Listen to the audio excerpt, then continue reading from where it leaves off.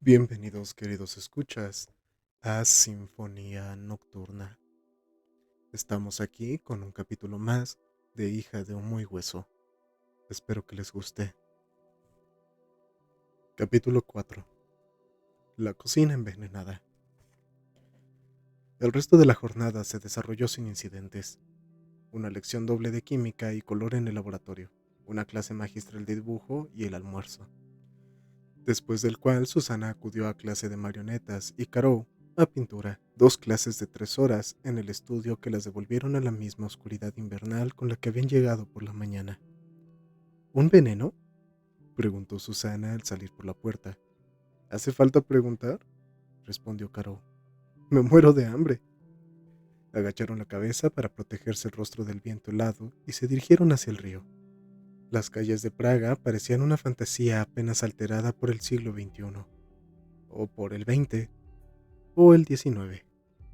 Era una ciudad de alquimistas y soñadores, por cuyos adoquines medievales habían deambulado golems, místicos y ejércitos invasores.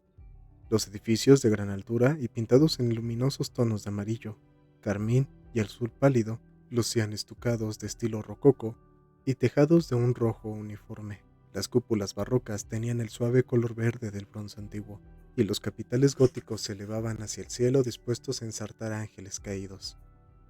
El viento transportaba recuerdos de magia, revolución y violines, y las calles adoquinadas serpenteaban como riachuelos. Había muchachos con pelucas de Mozart que anunciaban en las esquinas conciertos de música de cámara. Marionetas colgadas de la ventana que otorgaban a la ciudad el aspecto de un teatro con titiriteros ocultos tras una cortina de terciopelo.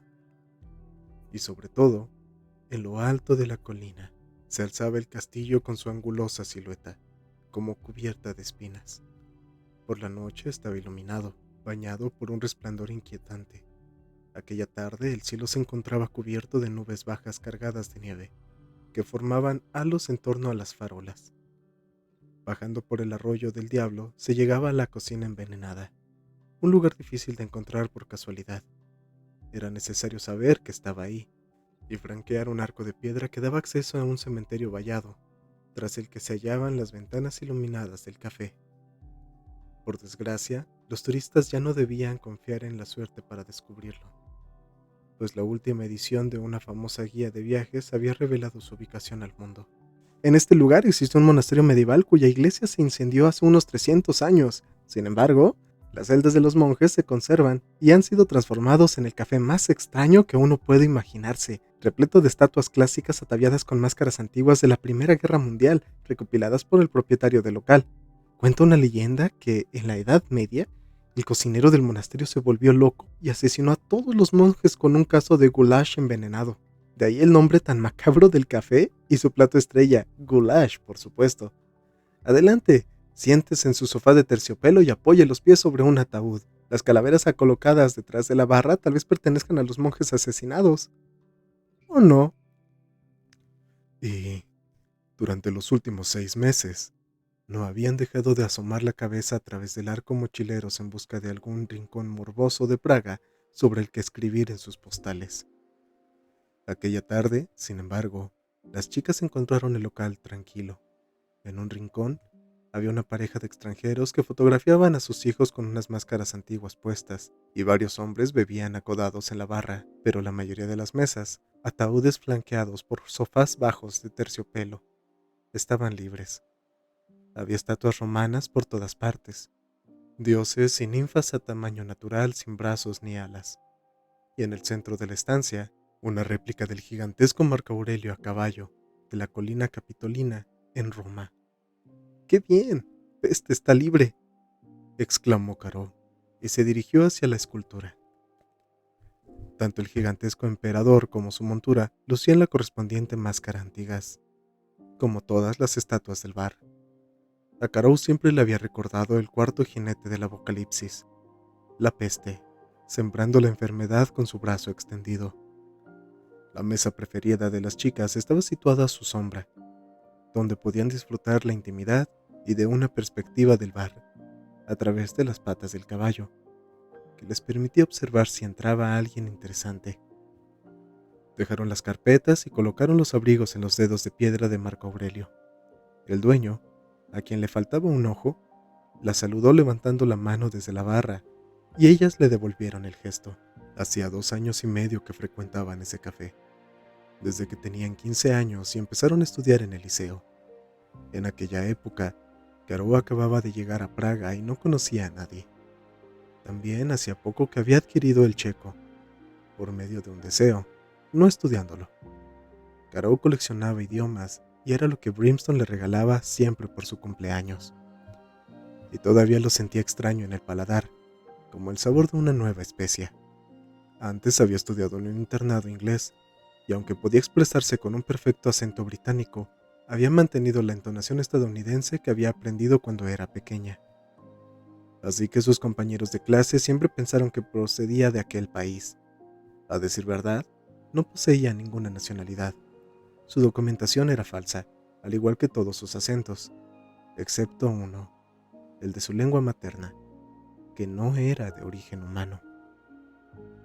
Susana era checa y descendía de una antigua familia de fabricantes de marionetas de la ciudad de Sexy Krumlov, una pequeña joya situada al sur de Bohemia. Su hermano mayor había escandalizado a la familia alistándose en el ejército, pero Susana llevaba las marionetas en la sangre y había decidido continuar con la tradición familiar. Al igual que Caro, no conocía a nadie más en la escuela, pero el azar quiso que al inicio del primer semestre las emparejaran para pintar un mural en una escuela infantil del barrio. Durante una semana, habían pasado las tardes subidas a una escalera y, al terminar la jornada, solían visitar la cocina envenenada. Allí fue donde se fraguó su amistad, y cuando el mural estuvo terminado, el propietario les encargó una escena de esqueletos sentados en inodoros para el baño del café. Como pago, las invitaría a cenar durante todo un mes, confiando en que continuarían acudiendo al bar, y 2 años después, así era. Pidieron goulash y comieron mientras charlaban sobre el ardir de gas, los pelos de la nariz del profesor de química, que, según Susana, eran suficientemente largos para trenzarlos, e ideas para sus proyectos semestrales.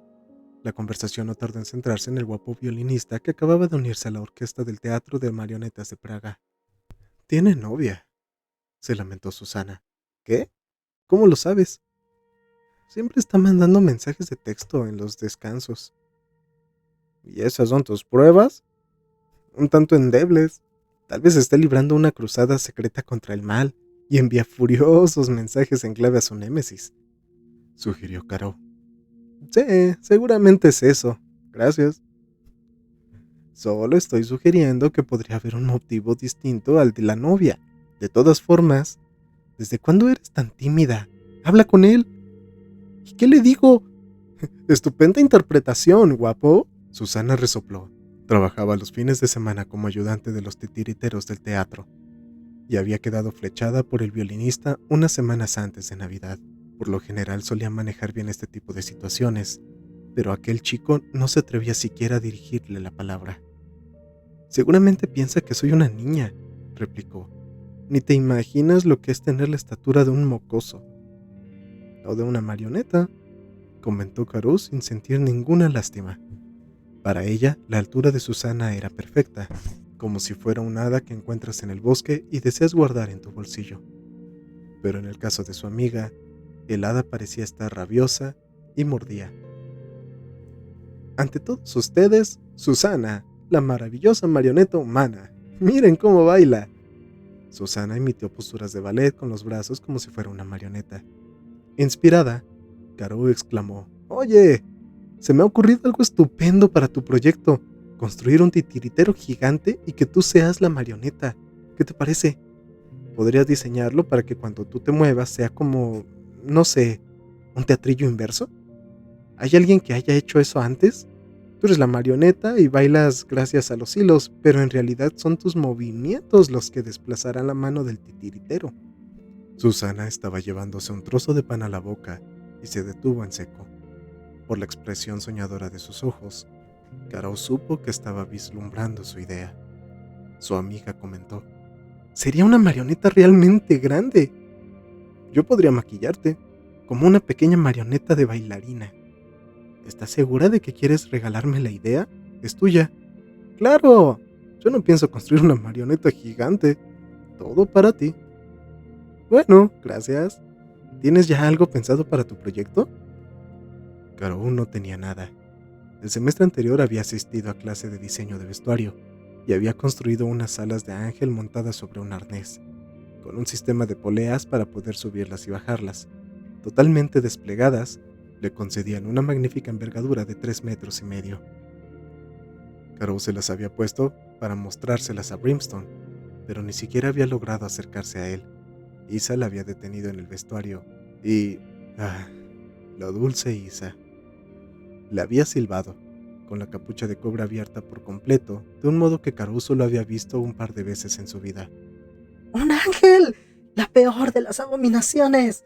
¡Quítate eso! Mi dulce niña, no soporto verte así. Fue todo muy extraño. Ahora las alas estaban colgadas en el diminuto departamento de Caro, sobre su cama, ocupando toda la pared. Este semestre necesitaba un tema para realizar una serie de cuadros, pero hasta el momento nada había hecho bulir su imaginación.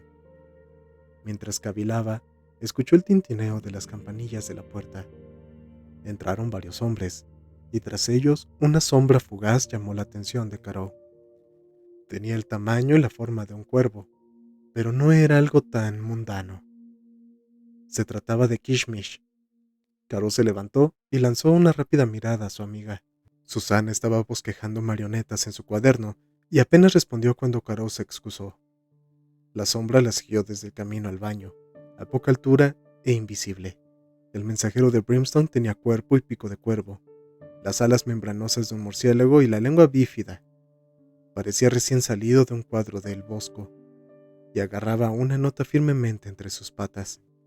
Cuando Caro la cogió, vio que sus pequeñas garras, afiladas como cuchillos, habían perforado el papel.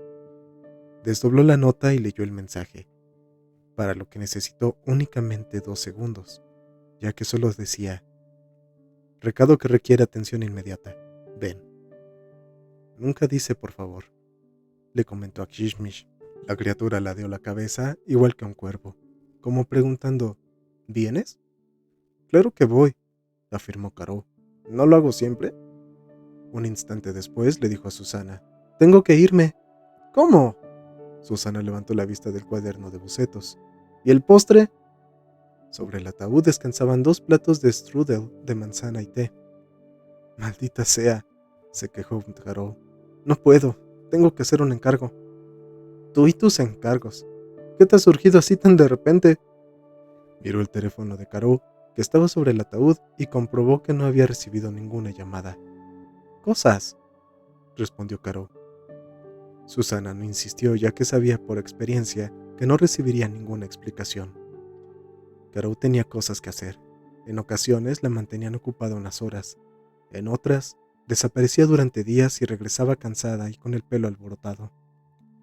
Tal vez pálida, tal vez quemada por el sol, o cojeando, o quizás con las marcas de un mordisco. Y una vez con una fiebre abrasadora que resultó ser malaria.